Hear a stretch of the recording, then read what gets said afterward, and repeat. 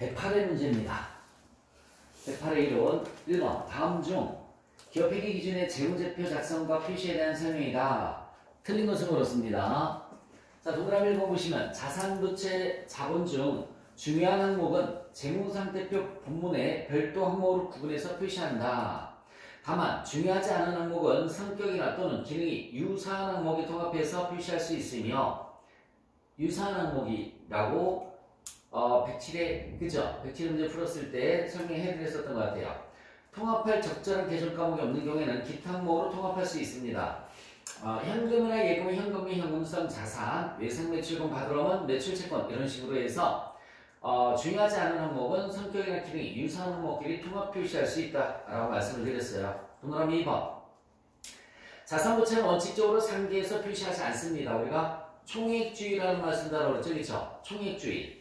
다만 기업이 채권과 채무를 상계할 수 있는 법적 구성력이 있는 권리를 가지고 있고 채권과 채무를 순액 기준으로 결제하거나 채권과 채무를 동시에 결제할 의도가 있다면 상계해서 표시한다 라고 말씀을 드렸고요. 이번도 맞아요. 원칙은 총액주의지만 상계할 수 있는 권리가 있으면 순액으로 표시를 합니다. 3번 정상적인 영업주기 내에 여러분 정상적인 영업주기가 뭐냐면 여러분 보통 1년을 기준으로 해서 여러분 여기 잠깐만 1년 기준으로 해서 유동자산, 비유동자산 이렇게 나눠진다라고 알고 있죠? 아니에요. 정확한 표현은 1년 또는 정상 영업주기 내에 자산을 유동자산, 그렇지 않으면 비유동자산, 부채는 유동부채, 비유동부채라는 말 쓰는 거야. 1년 또는 정상 영업주기. 이 정상 영업주기라는 것은 뭐냐면 원재료를 구입해서 제품을 생산, 판매를 해서 대금이 회수될 때까지의 기간을 우리가 정상 영업주기라는 말을 쓰는 겁니다. 최초에 원재료를 구입해서 제품을 생산, 판매를 해서 대금이 회수될 때까지의 기간을 정상 영업주기라고 하는데 업종의 특성상 1년 안에 해결이 안 될 수도 있죠. 1년 안에 해결이 안 될 수도 있단 말이에요. 2년, 3년이 걸리는 아주 큰 배를 만든다든지 항공모함을 만든다든지 그죠? 이러면은 정상 영업주기가 1년이 넘었을 거란 얘기야. 그래서 정상 영업주기 내에 판매되거나 사용되는 재고자산과 회수되는 매출채권 등은 보고기간 종료로부터 1년 이내에 실현되지 않아도 유동자산으로 분리해서 표시할 수 있습니다. 3번은 틀렸습니다. 3번은 틀렸어요. 무조건 1년 기준이 아니라는 얘기예요. 정상 영업주기 내에 실현되지 않더라도 1년 이내에 실현되지 않더라도 정상 영업주기로 따져서 유동자산, 유동부채로 분리할 수 있습니다. 자산부채는 현금화 가능성이 높은 순서, 이걸 우리가 유동성 배열법이라는 말을 쓴다고 그랬어요. 그래서 유동성이 큰 순서대로 배열하는 것이 원칙이며 잉여금은 자본거래와 즉 자본잉여금과 손익거래에서 발생한 이익잉여금으로 구분 표시를 합니다. 자, 2번 문제를 보시면 다음 중 기업회계 기준상 재고자산에 대한 설명이다. 가장 틀린 것은 그렇습니다. 금융기관 등으로부터 자금을 차입하고 그 담보로 제공한 저당 상품은 담보 제공자의 재고자산이다. 당연하죠. 파는 게 아니잖아요. 그죠? 파는 게 아니라 단순히 담보만 제공을 했기 때문에 담보 제공자의 재고자산이 되는 겁니다. 매입자가 일정 기간 사용한 후에 매입 여부를 결정하는 조건으로 판매한 시송품은 동그라미 2번을 먼저 봐야 되겠죠. 위탁매매 계약을 체결하고 수탁자가 위탁자에게서 받은 적성품은 수탁자의 재고자산이다. 말도 안 되죠. 위탁자의 재고자산이죠. 팔아달라고 부탁했는데 수탁자가 이제 이거 내 거다라고 하면 안 되잖아. 그죠? 예, 틀린 것은 2번입니다. 동그라미 3번 매입자가 일정 기간 사용한 후에 매입 여부를 결정하는 조건으로 판매한 시송품은 매입자가 매입 의사를 표시하기 전까지는 판매자의 재고자산으로 처리합니다. 그것도 맞고요. 연불 조건으로 원자재를 수입하는 경우에 발생한 이자는 그냥 이자 비용으로 처리를 해주시면 돼요. 차입원가가 이자 비용이라는 얘기입니다. 이자 비용으로 처리한다. 맞고요. 틀린 것은 2번. 자, 수익인식 기준으로 옳은 것으로 그렇습니다. 상품권을 판매한 시점에는 뭘로 처리하죠? 상품권 판매한 시점에는 선수금이 되죠. 상품권을 회수한 시점에 회수를 했을 때 수익을 인식하는 거죠. 1번 틀렸고요. 2번 수강료는 강의 진행 기간에 따라, 그죠? 강의 진행 기간에 따라 수익을 인식한다라고 했어요. 강의 종료일이 아니라 강의 진행 기간에 따라 수익을 인식한다. 장기할부 판매, 단기할부 판매 모두 인도 기준입니다.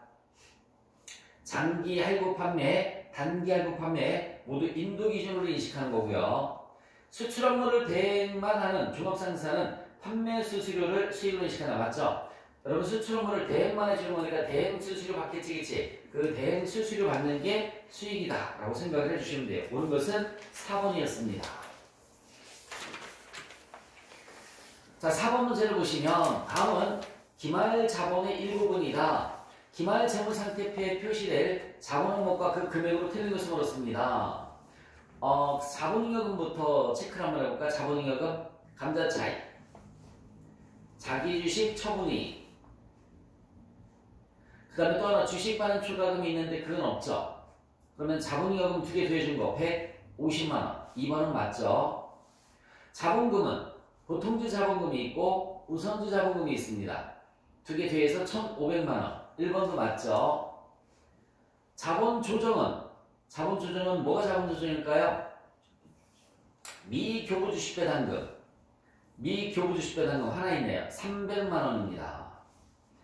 이익잉여금은 이익준비금과 임의적립금 2개 더해준 거죠. 적립금자 들어가는 거. 적립금자 들어가는 게 이익잉여금이란 말이에요. 150만원이고요. 그럼 매도가능 증권평가이익은 뭐에 속하는 거지? 기타 포괄손익이라고 그랬어요. 매도가능 증권평가이익은 기타 포괄손익. 이건 뭐 단순히 암기사항이에요. 부채에 대한 사용이다. 옳은 것을 물었습니다. 자, 경제적 기획이 내재된 자원이 기업의 유입됨으로써 이행될 것으로 기대되는 현재 의무이다 라고 나와 있는데, 여러분 부채의 뜻을 메모 한번 해보실래요? 과거 거래나 사건의 결과. 부채의 뜻입니다. 과거 거래나 사건의 결과 현재 의무가 존재하며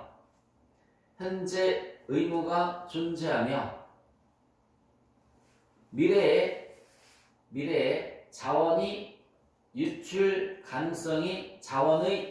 가능성이 높아야 한다. 자, 다시 한번 과거 거래나 사건의 결과, 얘가 첫 번째 조건이고요. 과거 거래나 사건의 결과 첫 번째 조건. 두 번째 조건은 현재 의무가 존재하며, 얘가 두 번째 조건. 세 번째 조건은 미래에 자원의 유출 가능성이 높아야 한다. 얘가 세 번째 조건입니다. 그러니까 1번하고는 전혀 관련이 없어요. 2번. 부채의 정의를 충족하고, 내가 조금 전에 얘기해준 게 부채의 정의예요. 신뢰성 있게 추정된다면 부채를 인식한다. 맞습니다. 2번이. 제가 방금 말씀드린 부채의 정의. 다시 한번 동그라미 1번 조건 뭐라고요? 과거 거래나 사건의 결과. 동그라미 2번은 현재 의무가 존재해야 되고, 동그라미 3번은 미래에 자원의 유출 가능성이 매우 높아야 된다. 이게 부채의 정의입니다. 답은 2번이고 3번에는 뭐가 틀렸니 얘들아? 2년 기준이 아니라 몇 년 기준이지? 1년 기준으로 유동비용 나눠주는 거죠. 4번에는 뭐가 틀렸을까요? 당의 의무를 이행하기 위해서 자원이 유출될 가능성이 매우 높은 충당부채는 주석에 기재를 하는 게 아니라 재무상태표에 부채로 기재를 해줘야 되는 겁니다. 당의 의무를 이행하기 위해서 자원이 유출될 가능성이 매우 높은 충당부채는 주석사항이 아니라 재무상태표로 들어간 거야. 옳은 것은 2번이었어요. 6번 문제 보시면 직접무비의 능률 차이는 얼마인가? 공식 또 써보겠습니다. 첫 번째 실제 입률 마이너스 표준입률이라고 했어요. 실제 입률 마이너스 표준입률 곱하기 실제 시간. 이렇게 실제 시간. 입률에서 입률을 뺐으니까 입률 차이라는 말을 씁니다. 입률에서 입률을 뺐으니까 입률 차이. 자, 두 번째 공식은 실제 시간 마이너스 표준 시간 곱하기 표준입률. 이렇게 하면 시간에서 시간을 뺀 걸 우리가 무슨 차이라고 하냐면 능률 차이라는 말을 쓴다고 했어요. 시간에서 시간을 뺀 걸 능률 차이라는 말을 쓴다고 했습니다. 집어넣어보자. 실제 시간은 5만 시간. 여러분 곱하기 5만 시간. 자, 밑에도 5만 시간. 밑에도 5만 시간이 들어가시면 되고요. 표준 노동시간은 48,000시간, 마이너스 48,000시간. 그 다음에 임률 차이가 유리한 차이가 20만원은 마이너스 20만원. 마이너스가 유리한 차이라고 그랬잖아요. 그쵸? 직접 노비 발생액이 얼마나 나와 있어요? 280만원 나와 있죠? 여러분 여기 봐요. 직접 노비는 실제 시간 곱하기 실제 임률, 실제 곱하기 실제. 얘가 직접 노비가 되는 겁니다. 280만원. 280만원. 이렇게 계산을 해주시면 돼요. 그러면 여러분 잠깐만 여기 볼래? 잠시만. 이제 다 끝났어요. 나와 있는 거 다 답했으니까 문제 풀면 된다. 봐봐. 280에서 얼마를 빼줘야지 마이너스 20만원이 나오는 거야? 300만원이죠. 280에서 300을 빼줘야지 마이너스 20만원 나오잖아. 됐죠? 자, 이제 두 번째. 하나 채웠습니다. 하나 채웠어요. 280만원 마이너스 300은 마이너스 20만원. 자, 이제 이거 채워볼래? 여기 봐. 내 손가락 봐봐. 손가락 보세요. 실제 시간 곱하기 표준임률이 300이니까 300만원 나누기 5만 시간 한번 해봐요. 300만원 나누기 5만 시간 하면 얼마 나오니? 60원 나오죠? 표준임률은 60원. 이렇게 나옵니다. 표준임률은 60원. 그러면 60원이, 자, 일단 이제 두 번째까지 채웠어요. 자, 다시 한번. 첫 번째는 280에서 얼마를 빼줘야지 마이너스 20이 나오느냐? 300이죠. 그래야 마이너스 20만원 나옵니다. 얘가 첫 번째고요. 두 번째는 그래 300만원 나누기 5만 시간 하면 60원이 나오잖아요. 왜? 두 개를 곱해준 게 300이잖아. 그러니까 300만원 나누기 5만 시간 하면 60원 나오죠. 두 번째까지 채웠지? 다 끝났잖아. 이제 세 번째는 60원이 내려오면 되죠. 세 번째는 60원이 내려오면 됩니다.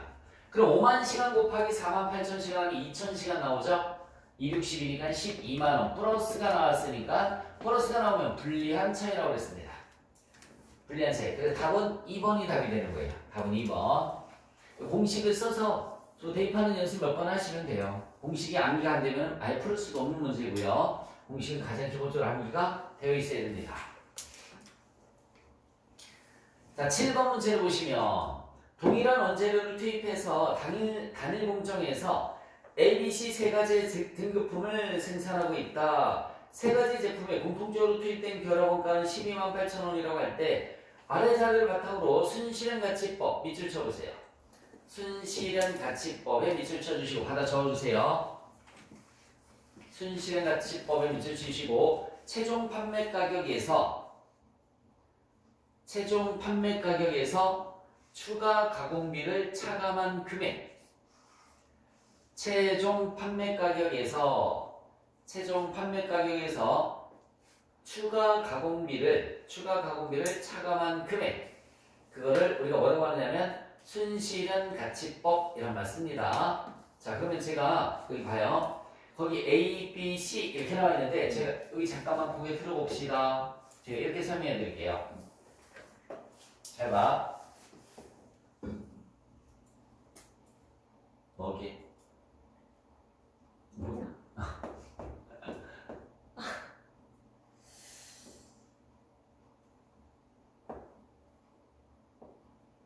돼지예요. 그렇게 생기지 않아? 돼지 꿀이잖아요. 그치? 돼지 한 마리에 결합원가. 돼지 한 마리에 얼마냐면은 결합원가가 얼마래요? 128,000원. 예를 들어서 128,000원. 자, 돼지 한 마리를 잡으면 삼겹살이 나오고 돼지 갈비가 나오고 족발이 나옵니다. 돼지 한 마리를 잡으면 삼겹살이 나오고 돼지 갈비가 나오고 족발이 나와요. 생산량이 삼겹살은 200개, 400개, 300개, 200개, 400개, 300개를 생산을 했고요. 이렇게 생산을 했어요. 분리점에서의 단위당 판매 가격은 만약에 이걸 그대로 판다라고 하면 분리점이 이거지. 그쵸? 요 점이 분리점이에요. 얘는 결합원가고 돼지를 잡으면 삼겹살, 갈비, 뭐라고 그랬어? 족발로 나눠준다고 그랬죠? 분리하기 전에 요 분리점이에요. 만약에 이걸 그대로 판매를 한다라고 하면 판매 가격이 얼마냐면 판매 가격이 얼마래요? 400원 다음에 얼마니? 300원 다음에 200원, 400원, 400원, 300원, 200원에 팔 수 있대요. 그런데 A는 추가 가공을 얼마 해서 6만 원을 하면 여기 봐요. A는 추가 가공을 6만 원을 하면 최종 판매 가격이 얼마로 상승을 한대요? 1,000원? 1,000원으로 상승을 한 겁니다. 1,000원. 그러면은 얘는 필요가 없는 거죠. 얘는 이렇게 필요가 없는 거예요. 이렇게 일단 먼저 해석을 할 수 있으시면 돼요. 그래서 돼지 한 마리 잡으면 삼겹살, 갈비, 족발로 나눠지고 이걸 있는 그대로 팔면 400원, 300원, 200원인데 만약에 삼겹살은 추가 가공을 6만 원을 하면 1,000원에 팔 수 있다. 그럼 추가 가공을 해서 팔아야 되겠지, 그치? 그러니까 얘는 필요가 없다라는 얘기입니다. 필요가 없다는 얘기예요. 그러면 이제 다시 여기다 써볼게요. 다시 A, B, C의 판매 가격이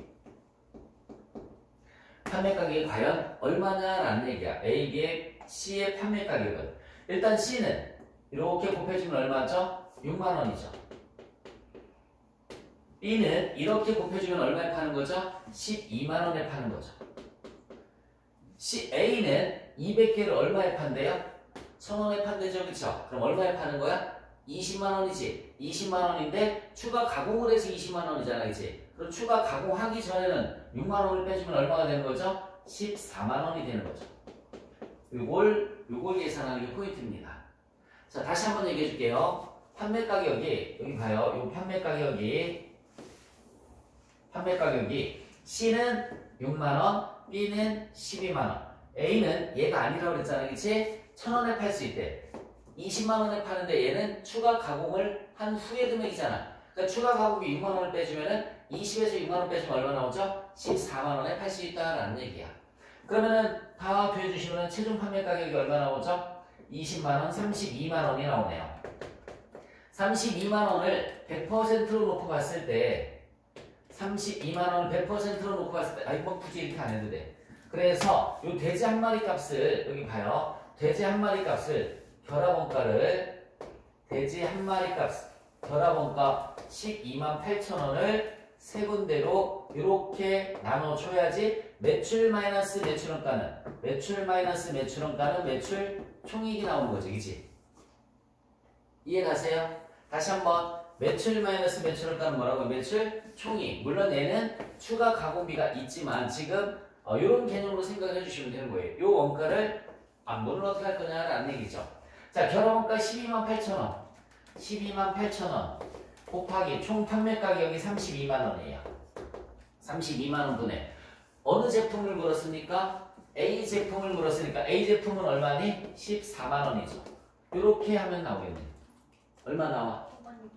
5만 6천 원. 얘가 부담할 원가는 5만 6천 원이다 라는 얘기야. 5만 6천 원. 얘는 얼마가 나올까 그러면 B는 12만 원 4만 8천 원. 얘는 얼마? 나머지 금액이 나오는 거지 얼마? 5만 6천 원, 4만 8천 원, 10만 4천 원 빼주면 되는 거잖아요. 10만 4천 원 빼주면 2만 4천 원 이렇게 나오겠네. 2만 4천 원. 그래서 최종적으로 여기 봐. 최종적으로 매출 마이너스 매출원가는 여기 봐요. 매출 마이너스 매출원가는 매출 총익을 계산할 때 잘 봐요. A, B, C를 계산해 볼게. 매출 마이너스 매출원가는 매출 총익을 계산할 때 자, C의 매출은 6만 원이라고 그랬고요. 6만 원. C의 배분된 원가는 2만 4천 원이지, 그치? 2만 4천 원. 그러면 C의 매출 총익은 얼마? 3만 6천 원. 이렇게 되는 거고요. 물론 저희까지 시험 문제 안 나와요. 자, 그 다음에 B는 12만 원의 매출을 했고요. 원가 얼마 부담을 했어요? 4만 8천 원 부담을 했죠? 4만 8천 원 부담을 했어요. 그럼 12만 원에서 4만 8천 원 부담하면 7만 2천 원이 매출 총익이 되는 겁니다. 여기까지 이해 가나? 원가를 세 군데로 부담을 해준 거잖아. 이제 문제는 A죠. A는 매출액이 14만 원이 아니지. 최종 판매 가격이 얼마예요? A는 20만 원이죠. A는 20만 원. 자, 원가도 얘는 두 개야. 원가도 두 개입니다. 하나 원가 부담한 거 여기서 얼마 있어요? 5만 6천 원 있고 추가 가공비가 얼마 있어요? 6만 원 있죠. 추가 가공비 6만원 있잖아. 저게 원가예요. A 제품이. 그래서 11만 6천원 빼주시면 돼요. 11만 6천원, 8만 4천원이 매출 총액이 되는 겁니다. 자, 우리 전산세무 1급이 저기까지는 나오진 않아요. 그런데 순실현가치법이 뭔지를 끝까지 보여준 것 뿐입니다. 지금. 그래서 결합원가의 개념은 돼지 한 마리 값이다 라고 생각을 해주시면 돼요. 돼지 한 마리를 잡으면 여러 가지 제품이 나오잖아, 그치? 그냥 파는 것도 있고 추가 가공을 해서 파는 것도 있지. 니네 가봐. 돼지갈비 같은 경우에는 그 재워서 팔리고 하잖아, 그죠? 그 추가 가공해서 파는 거란 말이야. 그랬을 때 이 돼지원가 12만 8천원을 어떻게 나눠줄 거냐라는 얘기지. 그래서 순실현가치법은 이렇게 최종 판매 가격에서 추가 가공비를 차감한 금액을 순실현가치라고 하는 거예요. 그러면 C는 6만원, B는 12만원. A는 최종 판매 가격이 20만원인데 추가 가공하기 전에 6만원을 빼주면 14만원이 된단 말이에요. 그래서 12만 8천원을 32만원 중에 14만원, 12만원, 6만원 이렇게 안보를 해주시면 되는 겁니다. 그래서 최종적으로 손익계산서를 그려주시면 C는 매출이 6만원이고 매출원가 24,000원. B는 12만원에서 48,000원 빼면 되는데 A가 중요한 거라고 그랬죠. 최종 판매 가격 20만원에서 결합원가 105만6천원에다가 추가 가공비 6만원까지 빼줘야지만 A의 매출 총액이 나오는 거야. 전산세무 1급은 저기까지는 안 나온다고 그랬으니까 어쨌든 그래도 개념은 저 정도 알고 있었으면 좋겠습니다. 8번 개별원가 계산에 대한 설명이다. 가장 옳은 것을 골라라 라고 나와 있어요. 자, 단계배분법을 적용할 경우에 배분이 끝난 보조 부문에는 다시 원가를 배분하면 안 된다. 1번 문장 맞습니다. 직접배분법, 단계배분법을 간단하게 여기 잠시만요. 직접배분법은 여기 제조부문이 있어요. 제조부문 제가 동영상 강의에서 여기는 라면을 생산하고 김밥을 생산합니다. 그 다음에 보조부문에서 보조부문이 홀이랑 카운터가 있다고 했어요. 그러면 이렇게 금액이 있을 때 직접배분법은 어떻게 하는 거라고 그랬냐면 모든 원가가 어디로 집중이 돼야 된다고 그랬어요? 라면하고 김밥으로 집중이 되는 거란 말이야. 카운터도 역시 마찬가지 라면하고 김밥 이렇게 두 군데로만 가는 게 직접배분법이다 이런 개념이라고 했고요. 그 다음에 단계배분법은 두 번째 직접배분법 말고 단계배분법은 그냥 여기다 쓸게요.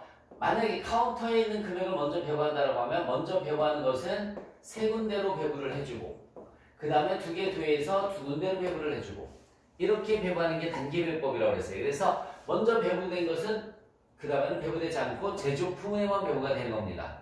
사후배분법은 둘이 주고받은 용액까지 모두 고려를 하는 거고요. 그래서 1번이 일단은 맞아요. 단계배분법을 적용할 경우에 배분이 끝난 보조 부분에는 다시는 원가를 배분하지 않습니다. 자, 이번에 뭐가 틀렸느냐면 제조간접비를 배분할 때 공장 전체 배분율을 적용하면 더욱 정확하게 보조 부분 원가를 배분할 수 있는 장점이 있다라고 나와 있는데 공장 전체라는 게 틀렸습니다. 공장 전체가 아니라 부문별로 부문 배분율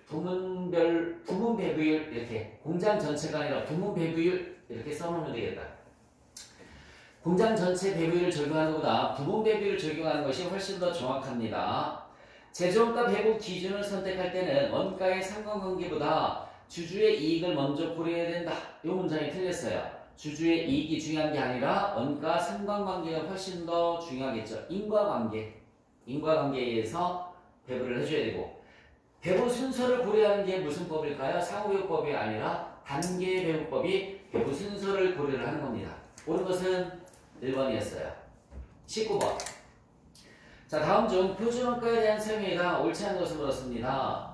예산과 실제 원가의 차이 분석을 통해서 효율적인 원가 통제 정보를 제공해준다. 아까 우리 임률 차이, 능률 차이 계산했었던 거 있죠? 그게 표준원가 계산이에요.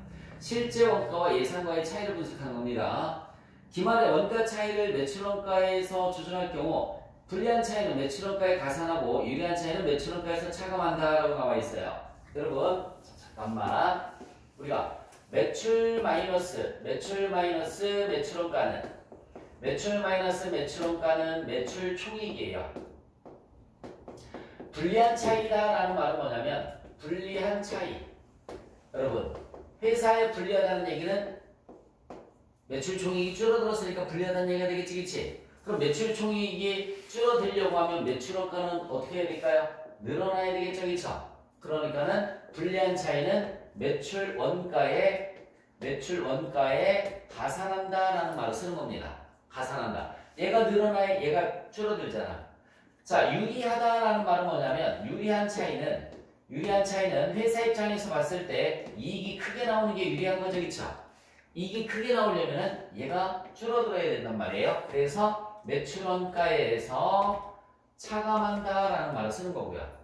불리한 차이는 매출원가 비용이에요. 비용이 늘어나는 게 불리한 거고 비용이 줄어드는 게 유리한 거죠.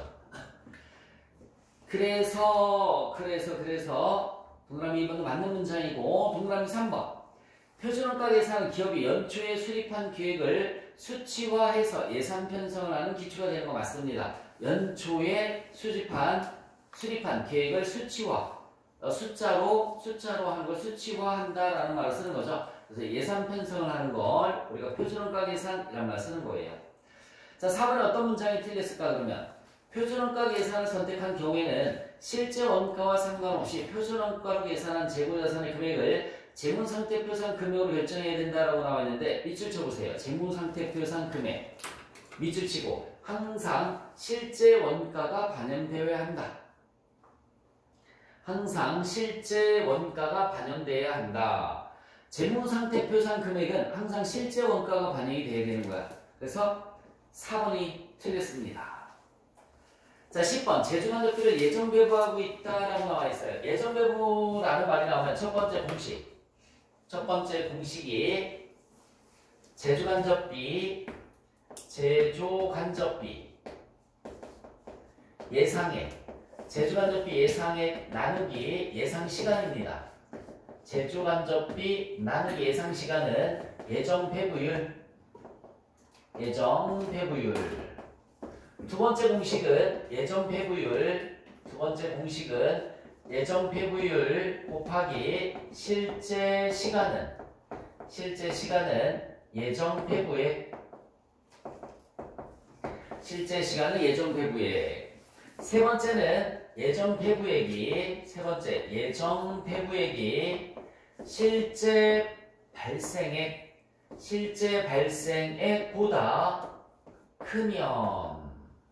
실제 발생액보다 크면 과대배부라는 말을 쓰고요. 실제 발생액보다 작으면 과소배부라는 말을 씁니다.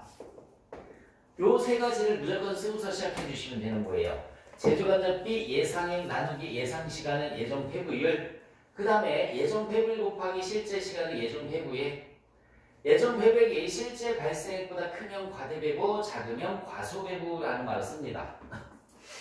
그러면 집어넣어볼까? 예산액이 500만원, 그죠? 제주간접비 예산액이 500만원이래요. 예산액이 500만원. 예상 시간이 나와 있을까요? 예산 조업도가 예상 시간이에요. 조업도나 시간이랑 같은 표현입니다. 몇 시간이야? 100만 시간. 예상 조업도는 100만 시간. 그러면은 시간당 5원이 나오네요. 예정 배부율은 시간당 5원이 나옵니다. 그럼 두 번째 5원 곱하기 실제 시간은 나와 있어요? 실제 조업도는 몇 시간? 130만 시간. 130만 시간. 예정 배부액은 얼마라고 나올까요? 650만원 나오죠? 예정 배부액은 650만원. 그 여기 예정 배부액이 650만원. 이렇게 가고요. 실제 발생액이 얼마라고 나와 있니? 520만원 나와 있죠? 실제 발생액은 520만원. 자, 예정 배부액이 650만원 나와 있고요. 실제 발생액이 520만원. 그러면 예정 배부액이 실제 발생액보다 크죠? 얼마 큽니까? 130만원이 크죠? 과대배부 130만원. 이렇게. 과대배부 130. 답은 2번이 답이 되는 겁니다. 저 공식 3개 써서 무조건 집어넣으시면 돼요. 제조간접비 예상액 나누기 예상시간은 예정배부율, 그 다음에 예정배부율 곱하기 실제 시간은 예정배부일. 예정배부액이 실제 발생액보다 크면 과대배부, 작으면 과소배부라는 말을 쓴다고 했습니다. 11번 송금, 불산입 항목은 모두 몇 개인가 찾아볼까? 원래 재산세는 당연히 내는 거니까 송금으로 인정이 되는데 업무무관 자산이죠. 업무무관 자산 관련된 건 무조건 송금불산입이야. 첫 번째 거. 그 다음에 교통사고 벌가금 송금불산입이죠. 폐수배출 부담금도 송금불산입. 맨 끝에 가산세도 송금불산입. 그래서 토탈 4개입니다. 답은 3번이고요. 법인세법상 결손금과 이월교수금에 대한 설명이다. 옳지 않은 것을 물었습니다. 이월교수금을 공제할 때는 먼저 발생한 사업연도부터 순차적으로 공제하는 거 맞습니다. 먼저 발생한 것부터 정리를 해줘야 되겠죠. 원칙적으로 중소기업은 법정 요건을 충족하면 단기 결손금에 대해서 직전 사업연도 소득에 과세된 법인세를 한도로 소급공제해서 환급받을 수 있다. 이거 법인세 소급공제 환급 실기할 때 설명해 준 적 있죠. 1. 중소기업에 한해서 바로 전년도 소급 환급받을 수 있고 나머지는 이월할 수 있다라고 제가 설명해 드린 적이 있습니다. 천재지변 등의 사유로 인해서 장부나 기타 자료가 멸실된 경우를 제외하고는 당해 연도의 소득금액을 추계 결정할 경우, 여러분 추계 결정이 뭐냐면 장부가 없어서 여러 가지 자료를 갖고 결정하는 걸 추계 결정 이런 말 쓰는 거예요. 그래서 그런 경우에는 이월교수금을 공제하지 않습니다. 근데 천재지변으로 인해서 화재나 폭발, 사고 이런 걸로 다 인해서 장부가 없어진 경우는 어쩔 수가 없겠지, 그치? 그런 경우에는 이월교수금 인정을 해줘요. 그런데 고의적으로 장부를 없앴다. 그런 경우에는 이월교수금을 인정해주지 않습니다. 이월교수금은 여러분 이월교수금은 여기 볼까? 2009년 이전부는 몇 년간 이월이 된다고 그랬어요? 5년간 이월이 되고요.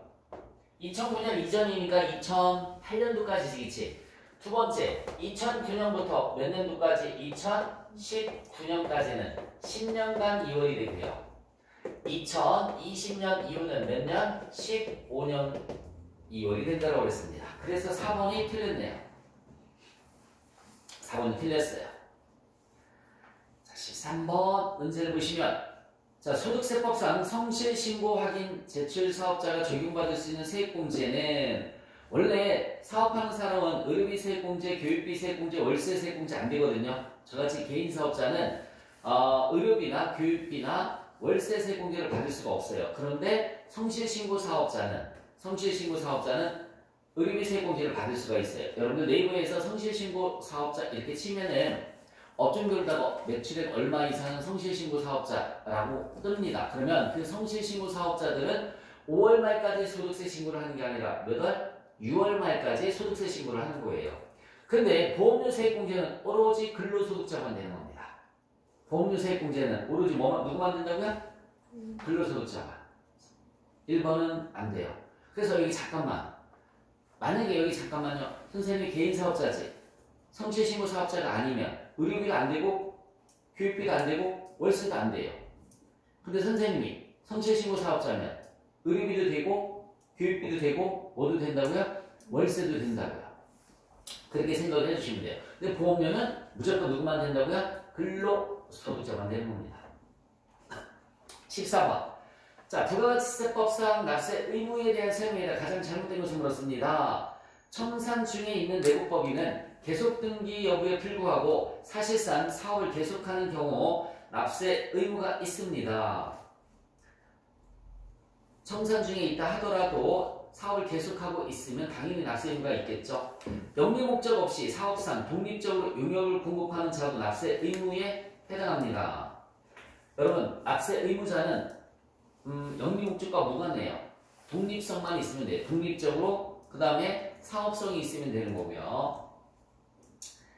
사업자가 아닌 자는 납세 의무가 없죠. 사업자가 아닌 자가 부가가치세 과세되는 재화를 개인적 용도로 사용하기 위해서 근데 수입하는 경우라고 나와 있네. 외국에서 수입할 때는 사업자, 비사업자를 안 가리지. 누가 징수한다고 그랬어요? 세관장이 사람을 본다고 그래서 물건을 본다고 그랬지? 그쵸?